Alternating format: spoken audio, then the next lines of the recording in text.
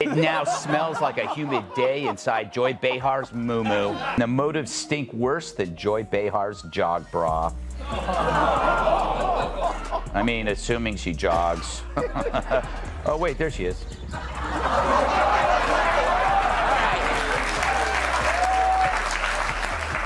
She has a point. Maybe I am obsessed, but some people are obsessed with Bigfoot, and they don't get to see him on TV every afternoon. And if they did, could they tell the two apart? I don't know. But you think you understand the media world? Think again. Just when it felt like the political sides were clearly drawn, something strange happened. Two heavyweights from completely opposite ends, guys who wouldn't even share a break room, let alone beliefs, suddenly locked onto the same target. And that target? The daytime talk show giant, the queen of unsolicited opinions, Joy Behar. This wasn't some coordinated move. It was a comedic clash so unexpected, it felt like a glitch in the system. A roast created by pure, unfiltered reality. And Joy Behar was right at the center of it, whether she liked it or not. And by the way, out there, that hat that you keep wearing, that red hat that says "Make America Great Again," that tells people that you go along with this. So you might as well just put a swastika on the hat. Don't do that. Let's not do that. Because we see it anyway. I'm not going to defend Donald Trump ever, but I would never say that we should put the swastika on the cap, because I think you can hate Donald Trump. You can't hate everybody who likes him. It's half the country. I don't want to live in that country. I don't want to live in the country where I hate half the country, and I don't hate half the country. How dare you disagree? For years, Joy Behar has been a constant presence on daytime TV, turning The View from a simple discussion panel into something closer to a verbal boxing ring, where opinions lend with real intensity. She's built a reputation on strong confidence, delivering bold takes with the kind of certainty that makes every topic feel personal, every debate feel high stakes, and every major world event seem to circle back into a political lens. She's also been part of some moments that sparked major public reaction, including a comment comparing a certain red hat to a very controversial symbol. That statement drew immediate pushback from critics who argued that political disagreement should not extend into broad judgments about large groups of people. The moment became part of a larger conversation about where the line sits between political criticism and broader social generalization. And that's really where the discussion begins. When commentary becomes consistently certain and strongly framed, it naturally raises questions about how much space is left for nuance or differing perspectives. Supporters see it as confident, opinion-driven media, while critics argue it reflects a broader trend in modern political commentary, where strong reactions often take center stage over more measured debate. Over time, Behar has come to represent a recognizable style of political talk show commentary. Direct, opinionated, and shaped by fast-moving discussions where disagreement is common and emotions often run high. For some viewers, that's exactly what makes it engaging. For others, it reflects a media environment that prioritizes strong takes over slower, more reflective conversation. Either way, it highlights a bigger reality of today's media landscape. Audiences are no longer just watching conversations. They're reacting to them, interpreting them, and debating them in real time. And in that environment, personalities like Behar naturally become focal points in a much larger cultural discussion about how political media is evolving. Last week, Joy Behar accused Elon Musk of being pro-apartheid, but then begged him afterwards not to sue. Musk lawyers have yet to comment because they're still checking to see if it's legal to sue a cow.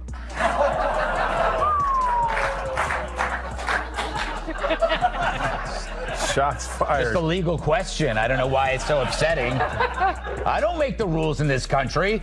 All right. Enter Bill Maher. For years, he's positioned himself as a liberal willing to challenge his own side, often pointing out what he sees as contradictions and excesses in progressive media.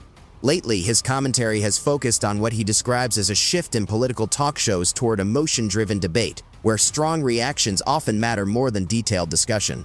From his perspective, cable news and daytime panels sometimes prioritize engagement and applause moments over deeper, more reflective conversation. He doesn't always single out individuals directly, but his criticism often applies to familiar media formats where debates become more performative and less structured. In this context, Maher's broader point is about the quality of discourse rather than specific personalities, highlighting concerns about group dynamics, media incentives, and balance between opinion and analysis in modern political commentary. I don't think they meant this when Barbara Walters invented it a long time ago, but it's the view. Well, that's the problem in America. But there is one view, right, and one that's clearly true opinion, and everybody else can go sit in the corner. That's correct. I think that's not. But Maher isn't alone in this media space. On a different corner of the political commentary world sits Greg Gutfeld. If Maher comes across like a frustrated professor breaking down what he sees as issues in discourse, Greg plays more of the satirical commentator role, using humor and caricature to respond to media personalities and trends. From his perspective, the media landscape isn't just a debate arena, it's also a source of comedy and cultural commentary, where certain public figures naturally become frequent reference points. When he talks about Joy Behar, it's generally in a satirical context, focusing more on media style and presentation than policy discussion. He often frames her as part of a broader media environment where strong opinions and expressive delivery are central to the format. In that sense, his commentary tends to emphasize performance, tone, and media behavior rather than detailed policy debate. At times, he highlights moments from television discussions that he finds exaggerated or overly dramatic, using them as examples of how modern political commentary often blends entertainment with opinion. His approach leans heavily on satire, aiming to point out what he sees as contradictions or media excess through humor.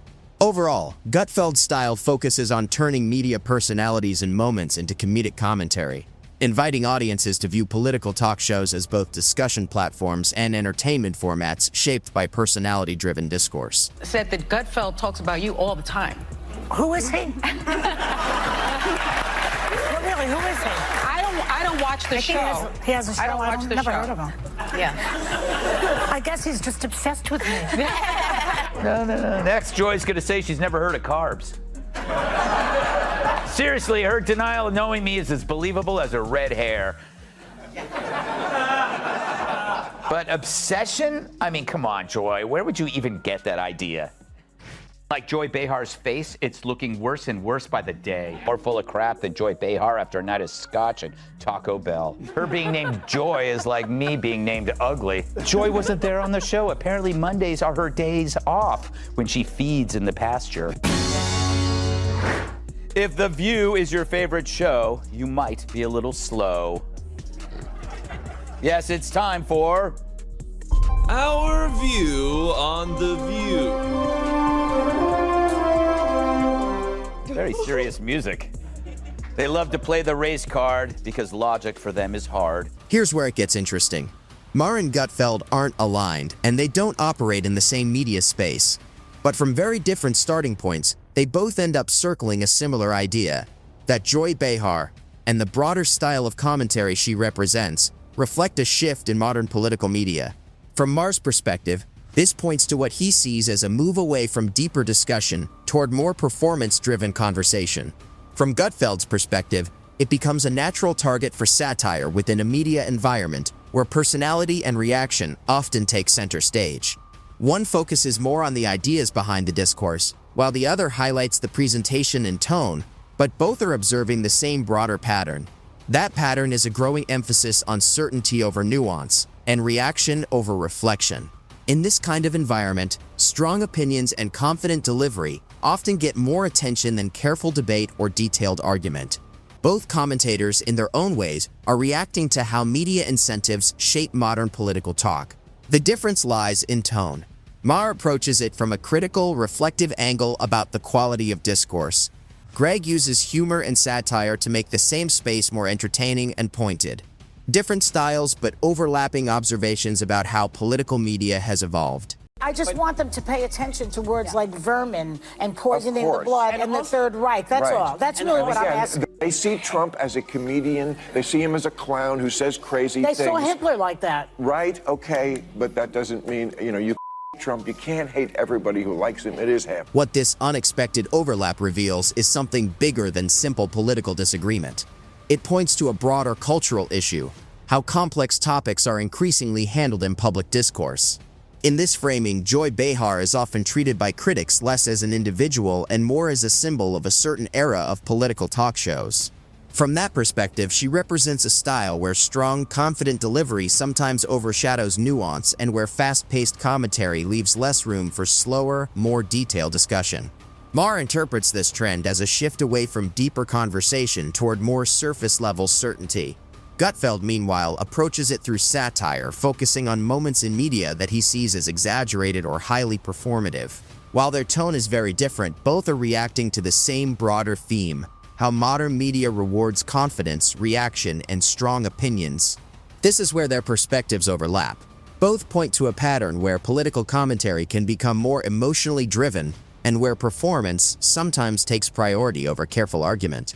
In that environment, media figures often become reference points in a larger discussion about how public debate is evolving. The result is not about any one person, but about how the system of political media works today, how incentives, audience engagement, and fast-moving commentary shape the way ideas are presented and received. State is getting hit with one of the worst hurricanes that will ever see. But she should know. Does anyone remember that time when she got carried away by Hurricane Sandy? Take a look.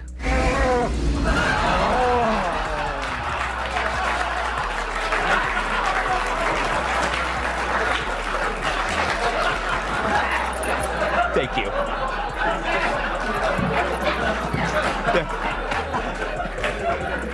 He walks off with a smirk, straight out of his satire corner. I want to talk about Whoopi Goldberg because I got so many texts this week because she attacked me the week before. Sure. So she was, everybody was like, oh, Bill, I get you're enjoying the karma. First of all, I'm going to talk about this at the end of my show next week, teaser.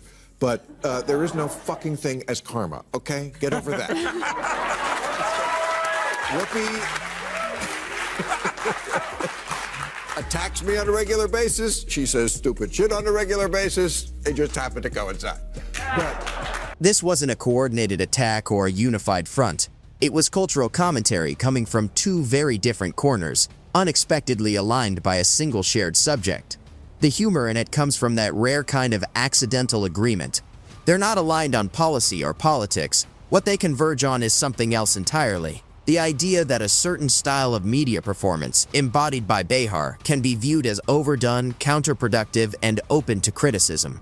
Maher brings a more reflective, critical tone, expressing concern about the state of public discourse with a kind of weary intellectual skepticism. Greg, by contrast, leans fully into satire, delivering punchlines with a sharper, more playful edge, pointing out what he sees as contradictions in the performance. In a way, Behar becomes the unintended focal point of both critiques. Not because of any single statement, but because of what she represents in their interpretation. A broader pattern of television punditry that often emphasizes certainty over nuance and emotion over depth. In their shared framing, The View stops being just a talk show and starts to resemble something closer to a public forum for strong opinions, where confidence is constant and self-reflection is less visible. Maher approaches this through concern about the quality of discourse. Gutfeld treats it as material for satire. Different angles, similar observations. And in that shared observation lies the point they both, independently, circle back to. If this style of commentary defines mainstream conversation, then it raises questions about the system that rewards it. And finally, new rule, stop saying that Whoopi Goldberg getting yanked from The View right after she attacked me on The View is karma. There's no such thing as karma, sorry. Sorry, but life is random. The only word to describe it when a big game hunter gets trampled by an elephant and then eaten by lions is hilarious. Here's Joy Behar talking about refusing to share a kidney. I find my friends bizarre. With a Trump supporter. I won't give them a kidney, but I could be friends with them. Hey, Joy, it's a kidney, not a pizza. Of course, she's kidding at first, but then she goes on to explain the moral foundation for her resentment, and it's the same one that drives all deadly ideologies. What does this mean for the future of political media?